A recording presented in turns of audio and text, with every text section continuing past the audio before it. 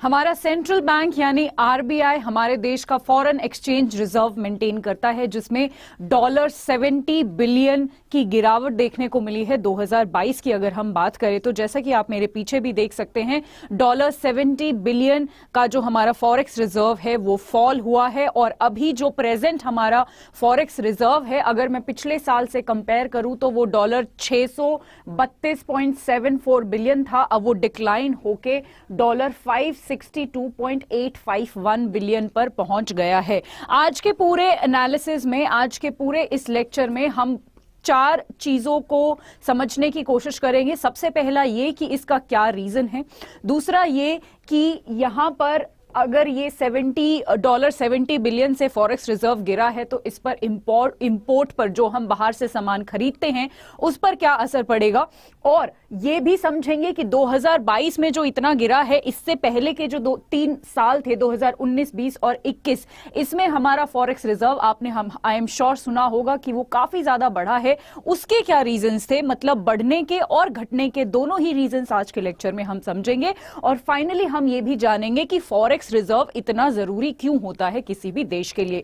So hello everyone, I am Pinky और मैं आप सभी का बहुत बहुत स्वागत करती हूं अड्डा 24/7 पर। तो शुरू करते हैं पहले सवाल के साथ।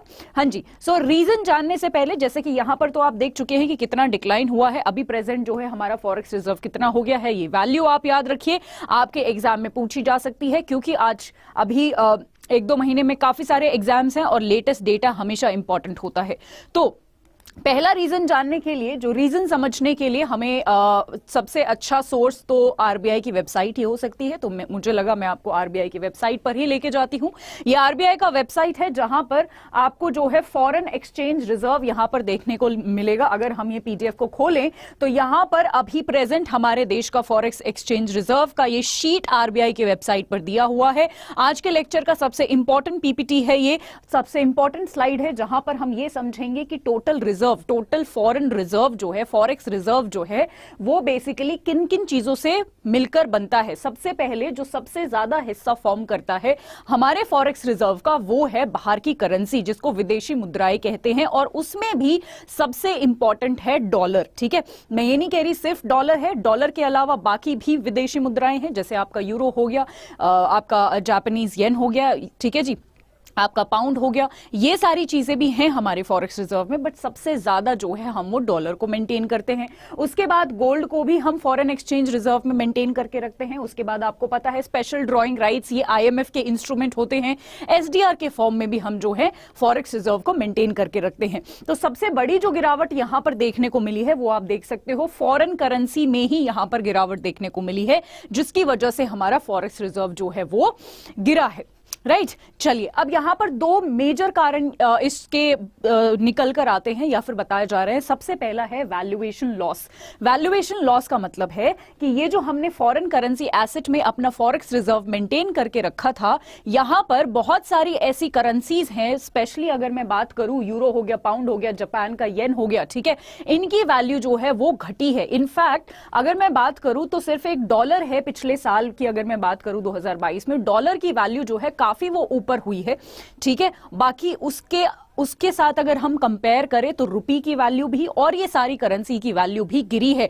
तो मान लो अगर हमारे पास इनमें जो पैसा रखा था, फॉरेक्स रिजर्व जो रखा था, जिनकी वैल्यू जो है वो गिरी है, घटी है, तो ओवरऑल बैलेंस शीट पर भी तो असर आएगा, ओवरऑल वैल्यू भी तो घटेगी। तो हमारा फॉरेक्स रिजर्व घटने का एक तो ये रीजन है। दूसरा रीजन है जी हमारा एफपीआई विड्रॉल, यानी फॉरेन पोर्टफोलियो इन्वेस्टर्स जो होते हैं उन्होंने हमारी कंट्री से विड्रॉ कर लिया है। इसका सबसे बड़ा कारण है इन्फ्लेशन। महंगाई आपको पता है बढ़ रही है, और महंगाई बढ़ रही है इसकी वजह से यूएस जो है उसने अपने इंटरेस्ट रेट को बढ़ा दिया था, ताकि वहां के लोग जो है कम ब्याज लें, कम लोन लें और कम आगे मार्केट में इन्वेस्ट करें। बट क्योंकि इंटरेस्ट रेट वहां पर बढ़े हुए हैं, तो आपको पता है एफपीआई जो होते हैं, फॉरेन पोर्टफोलियो इन्वेस्टर्स होते हैं या फिर फॉरेन इंस्टीट्यूशनल इन्वेस्टर्स होते हैं। मैं आपको बता दूं जिन स्टूडेंट्स को नहीं पता, एफपीआई में आप मान लो कोई भी एक इंसान है वो इन्वेस्ट कर रहा है किसी भी ऐसे देश में जहां पर उसको ऐसा लग रहा है कि यहां के देश की इकोनॉमी जो है वो बढ़ रही है और आने वाले समय में भी बढ़ेगी, मैं यहां पर इन्वेस्ट कर देता हूं ताकि मुझे अच्छे रिटर्न्स मिले। ठीक है जी, FII यानी फॉरेन इंस्टीट्यूशनल इन्वेस्टर्स में एक ग्रुप ऑफ कंपनी जो है वो इन्वेस्ट करती है, राइट। तो ये ही डिफरेंस होता है FPI और FIIs में, बाकी ऑलमोस्ट जो है काम दोनों सेम ही करते हैं। चलिए अब समझ लेते हैं FPI ने जो है, यहां पर मैं कुछ आपके साथ ही आंकड़े दिखाना चाहती हूं। 2022 में FPI ने हमारे देश से 1.2 लाख करोड़ जो है वो विड्रॉ करे हैं, जिसकी वजह से हमारा जो रुपी है वो 10% फॉल किया है पिछले साल। और आपने ये भी सुना होगा कि रुपी जो है वो एशिया की वर्स्ट परफॉर्मिंग करेंसी भी में भी कि उस लिस्ट में भी आया है। उसका रीजन यही है कि FPI ने विड्रॉ किया है, हमारे देश से विड्रॉ कर लिया, क्योंकि एक तो बहुत सारे रीजंस है उसके। एक तो ये भी रीजन है कि बहुत सारी ना अनसर्टेनिटी दिख रही है मार्केट में, ऐसा दिख रहा है कि शायद 2023 में रिसेशन आएगा। ये रशिया यूक्रेन की वॉर चल रही है जिसकी वजह से बड़ा ही अनसर्टेन हो गया है पूरा जो ग्लोबल वर्ल्ड है, पूरी जो दुनिया है बड़ी ही अनसर्टेन हो गई है। बहुत सारे लोगों ने ये भी भविष्यवाणियां करी हैं, प्रेडिक्शंस करी हैं कि 2023 में रिसेशन आएगा। तो सब लोग जो है स्पेशली FPI वाले जो हैं वो ऐसी जगह इन्वेस्ट करते हैं जहां पर उनको सेफ लगे। डॉलर कंपैरेटिवली सेफ होता है। दूसरा रीजन ये है कि डॉलर पे इनको इंटरेस्ट भी ज्यादा मिल रहा है, क्योंकि US ने अपनी इन्फ्लेशन को कम करने के लिए इंटरेस्ट रेट बढ़ा दिया, इसीलिए इन्होंने इंडिया से पुल आउट कर लिया और यूएस की मार्केट में जाके वो पैसा लगा दिया। अब जितना ज्यादा यूएस की मार्केट में लोग पैसा लगाएंगे उतनी ज्यादा डॉलर की जो वैल्यू है वो ऊपर जाएगी और उसके कंपैरिजन में रुपी की वैल्यू जो है वो कम होगी। तो हमारे रुपी की वैल्यू कम हुई, इसलिए हम वर्स्ट परफॉर्मिंग करेंसी में आए और उनके डॉलर की वैल्यू जो है वो इंक्रीज हो गई। ठीक है जी, तो ये दोनों रीजंस हैं।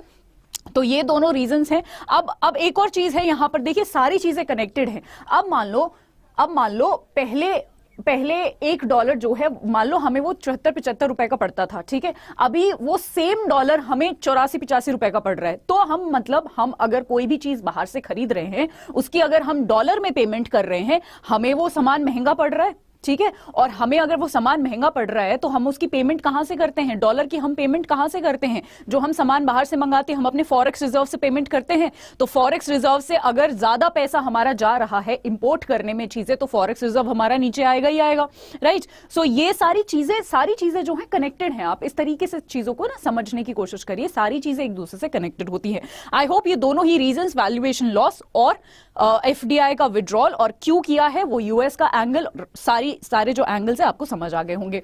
अब यहां पर देख लेते हैं, अब क्योंकि जो है मैंने यहां पर बताया कि हमारे जो रुपी है उसकी वैल्यू जो है नीचे गिर रही है, तो आरबीआई का यहां पर रोल आता है कि अपने रुपी की वैल्यू को इतना ज्यादा नीचे ना गिरने दे, जिसको हम डेप्रिसिएशन कहते हैं, कि जी इतनी वैल्यू हमारी डेप्रिशिएट ना हो जाए रुपी की कि हम जो है मतलब हमारी कोई मुसीबत आ जाए तो बहुत ज्यादा वैल्यू हमारी डेप्रिशिएट नहीं होनी चाहिए। उसके लिए आरबीआई ने क्या किया, मार्केट में डॉलर डालना शुरू कर दिया, जिसको हम बोलते हैं आरबीआई ने जी डॉलर जो है वो बेचना शुरू कर दिया। अब ये भी एक रीजन है जिसकी वजह से टोटल जो बैलेंस शीट है उस पर असर पड़ा है और हमारा फॉरेक्स रिजर्व कम हुआ है, ठीक है, क्योंकि आरबीआई कहां से डॉलर निकालता है? यहीं से, तो फॉरेन एक्सचेंज से ही तो डॉलर निकालेगा मार्केट में डालने के लिए। मार्केट में क्यों डाल रहा है? ताकि हमारा रुपी जो है वो बहुत ज्यादा नीचे ना गिर जाए। देखिए रुपी गिरने का एक अच्छा फायदा भी होता है, वो ये होता है कि हम जो है बाहर कोई भी चीज अपनी एक्सपोर्ट कर रहे हैं, वो सामान हमारा सस्ते में बिकता है। जितना सस्ता हमारा सामान होगा, इन द सेंस हमारा सामान सस्ता हो जाता है और कोई भी देश जो है सस्ते सामान को ज्यादा से ज्यादा खरीदता है, तो हमारा जो एक्सपोर्ट वो बढ़ जाता है क्योंकि हम सस्ते में सामान बेचना शुरू कर देते हैं। बट इसका मतलब ये नहीं है कि हमारी रुपी की जो वैल्यू है वो बहुत ज्यादा गिर जाए, ठीक है। बहुत ज्यादा गिर जाना भी, बहुत ज्यादा डिप्रिसिएशन भी ठीक नहीं होता। तो एक लेवल तक ठीक होता है क्योंकि हमें एक्सपोर्ट बढ़ाना होता है, बट दिस डजंट मीन कि हम बहुत ज्यादा अपनी जो वैल्यू है वो नीचे गिरा ले। चलिए अब देखते हैं दूसरा क्वेश्चन कि what is the impact on import cover. Import पर जो हम बाहर से सामान खरीदते हैं उस पर इस चीज का क्या फर्क हुआ है। तो यहां पर आप देख सकते हैं कि जब हमारा फॉरेक्स रिजर्व बहुत अच्छा था, 2021 की बात कर लो, 2020 की बात कर लो, तब हमारे पास 13 से 15 महीने तक का सामान खरीदने का फॉरेक्स रिजर्व था। और अभी क्योंकि ये घट गया है तो अभी हमारे पास लगभग 9 महीने का जो है इंपोर्ट करने का पैसा बचा है हमारे देश देश में। ठीक है जी, चलिए अगला सवाल कि 2020, 19, 20, 21 में फॉरेक्स रिजर्व क्यों बढ़ रहा था? तो ये तीनों साल में कॉन्जिक्यूटिव ईयर्स जिनको हम बोलते हैं, तीनों ही साल में लगातार जो है हमारा फॉरेक्स रिजर्व बढ़ा है। जैसा कि आप यहां पर देख सकते हैं, 2019 में $61 बिलियन से बढ़ा है, 2020 में $119, ठीक है जी, बिलियन, और यहां पर 2021 में $48। तो मतलब एक बढ़ोतरी देखने को मिली है। ये एक ऐसा पहला साल आया है 2022 वाला जिसमें जो है हमारा $70 बिलियन से हमारा फॉरेक्स रिजर्व जो है वो नीचे गिरा है। अब इसका सबसे पहला तो रीजन यही है कि फॉरेन इन्वेस्टमेंट, जिसको हमने अभी पढ़ा है, एफपीआई और एफडीआई के रूप में हमारे यहां पर पैसे आए, जिसकी वजह से हमारा फॉरेक्स रिजर्व बढ़ा। दूसरा जो है, ये जो यूएस का जो डॉलर था वो पहले जो है कमजोर था। अभी 2022 में ऐसा हुआ है कि उन्होंने अपने इंटरेस्ट रेट बढ़ा दिए हैं, जिसकी वजह से एफपीआई वहां पर इन्वेस्ट करने लग गया है, जिसकी वजह से उसकी डॉलर की जो वैल्यू है वो इंक्रीज होना शुरू कर दिया है डॉलर की वैल्यू ने, जिसको हम ये भी कहते हैं कि डॉलर जो है वो स्ट्रांग हो गया है। इससे पहले इन तीनों साल में डॉलर इतना स्ट्रांग नहीं था, जिसका एक रीजन है कि जी हमारा जो फॉरेक्स रिजर्व है वो बढ़ रहा है, क्योंकि जितना डॉलर स्ट्रांग होगा, आप यहां पर देखिए, यहां पर हमारे फॉरेक्स रिजर्व में डॉलर है ना। ठीक है, चलिए अब बात करते हैं हम अगले सवाल की। तो यहां पर कि फॉरेक्स रिजर्व जो है किसी भी देश को होल्ड करना ही क्यों जरूरी है। अब हमने ये पूरी कहानी समझ ली कि जी फॉरेक्स रिजर्व से ये हो रहा है, वो हो रहा है, बट फॉरेक्स रिजर्व होल्ड करना जरूरी ही क्यों है? आपको याद होगा बैलेंस ऑफ पेमेंट क्राइसिस जो 90s में आया था, उस टाइम पर हमारे पास सिर्फ और सिर्फ 10-15 दिन का पैसा बच गया था, फॉरेन एक्सचेंज रिजर्व बच गया था कि हम बाहर से अगर हमें कुछ भी खरीदना है तो हमारे पास सिर्फ शायद 1 हफ्ते का ही पैसा था। अभी हमारे पास फिर भी 9 महीने का है, तब हमारे पास सिर्फ जो है 1 हफ्ते का पैसा बचा था। तो ऐसा क्राइसिस ना आए, उस क्राइसिस से बचने के लिए हमारे सेंट्रल बैंक के पास जो है फॉरेक्स रिजर्व एक अच्छा खासा होना चाहिए। सो आप यहां पर देख सकते हैं बैलेंस ऑफ पेमेंट क्राइसिस को रिड्यूस करने के लिए, इकोनॉमिक और फाइनेंशियल स्टेबिलिटी के लिए, इकोनॉमिक और फाइनेंशियल स्टेबिलिटी किसी भी देश की होनी चाहिए, वरना श्रीलंका जैसे हालात हो सकते हैं। वहां पर इकोनॉमिक और पॉलिटिकल दोनों ही इंस्टेबिलिटी आ गई है। पाकिस्तान में भी मैंने आपको पिछले दिनों जो सेशन लिया था, मैंने आपका वहां पर मैंने बताया था उनका फॉरेक्स रिजर्व जो है वो कितना कम हो गया है। ठीक है,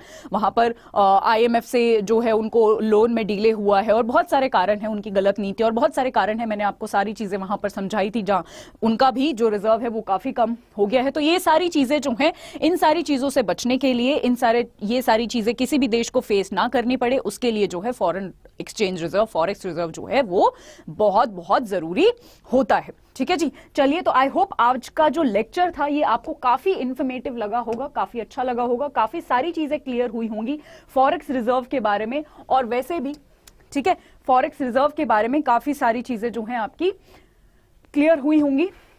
अब जाते जाते मैं आप सभी को बताना चाहती हूं कि अगर आप को कोई भी यहां पर कोर्स ज्वाइन करना है, मैं आप सभी को बता दूं, जैसे अगर आप बैंक महापैक प्लस लेते हैं, जिसमें बहुत सारे एग्जाम्स आते हैं, जहां पर हम आपकी ऑब्जेक्टिव, सब्जेक्टिव, मतलब प्रीलिम्स, मेंस और इंटरव्यू तीनों की ही तैयारी करवाते हैं। उसके साथ साथ आपको यहां पर जितनी भी टेस्ट सीरीज हैं, mock video solutions, recorded videos, e books, personality development के लिए क्लासेस, ठीक है जी, इंटरव्यू प्रिपरेशन, ये सारी मिलती हैं। एग्जाम्स आप यहां पर देख सकते हैं, इन सारे ही एग्जाम्स को बैंक महापैक प्लस में जो है वो कवर करवाया जाता है। यहां पर भी आप एग्जाम्स देख सकते हैं, ये सारे ही एग्जाम्स हैं जो यहां पर बहुत सारे एग्जाम्स में मैं पर्सनली आपके करंट अफेयर्स लेती हूं, जहां पर पीडीएफ वगैरह भी आपसे शेयर करी जाती हैं। और अगर मैं बैंक महापैक प्लस के अलावा अगर मैं सिर्फ और सिर्फ सिडबी की बात करूं, तो यहां पर आप देख सकते हैं, अगर मैं सिडबी की बात करूं तो ये सारा जो है टीचर्स का शेड्यूल आपको मिलेगा। यहां पर आप ये देख सकते हैं, दिस इज मी, यहां पर मैं आपके करंट अफेयर्स ले रही हूं। और सिडबी के लिए सबसे जरूरी इस टाइम पर है मंथली कंपाइलेशंस, और मैं मंथली कंपाइलेशंस भी सिडबी वाले स्टूडेंट्स को अगस्त से लेकर जनवरी तक यहां पर प्रोवाइड करने वाली हूं। तो इन दोनों ही चीजों में एनरोल करने के लिए आपको Y674 ये जो कोड है, आप यहां से देख लीजिए ध्यान से, इसको अप्लाई करना है दोनों ही चीजों में। अगर मुझसे आपको करंट अफेयर पढ़ने हैं तो आप इस तरीके से अप्लाई कर सकते हैं। जब आप अप्लाई करेंगे तो आप यहां पर देख सकते हैं, आपको मोर देन 75% का जो है डिस्काउंट आपको यहां पर मिलेगा। जो कोर्स पहले 11,999 का था, वो सिर्फ आपको 2,759 में पड़ेगा। आप इसको जरूर एनरोल करिए। और मैं एक और चीज बताना चाहती हूं, यहां पर हाँ जी, इसके अलावा हम ये देख चुके हैं। इसके अलावा अगर आपको टेस्ट सीरीज पर ध्यान देना है, आपको पता है काफी सारे एग्जाम्स आ रहे हैं, सिडबी हो गया, आरबीआई असिस्टेंट हो गया, ठीक है, तो किसी की भी आपको टेस्ट सीरीज यहां से अवेल करनी है तो टेस्ट सीरीज पर भी 27% ऑफ चल रहा है। अगेन आपको Y674 के पीछे S लगाना है, ये आपको यूज करना है, ठीक है जी। ये आप जब यूज करेंगे तो 27% आपको हर एक टेस्ट सीरीज पर जो है ऑफ मिलेगा, राइट। जाते जाते मैं आप सभी को बता दूं, करंट अफेयर्स का one stop solution the bigger picture, जिसका डिस्क्रिप्शन में मैं लिंक अटैच करवा दूंगी। यहां पर मैं रोज शाम को 5 बजे आपके साथ लाइव जुड़ती हूं, करंट अफेयर्स करवाती हूं, रोज की पीडीएफ शेयर करती हूं, और मेरा टेलीग्राम और इंस्टाग्राम का भी लिंक मैं नीचे शेयर करवा दूंगी। आप उन दोनों को ही जरूर ज्वाइन करिए, बहुत सारे पीडीएफ्स और बहुत सारा मटीरियल मैं वहां पर शेयर करती हूं। आज के लिए इतना ही। आई होप आपको ये लेक्चर काफी इन्फॉर्मेटिव लगा होगा। कल मैं फिर कुछ बर्निंग इश्यूज के साथ आऊंगी। Till then thank you so much and stay tuned.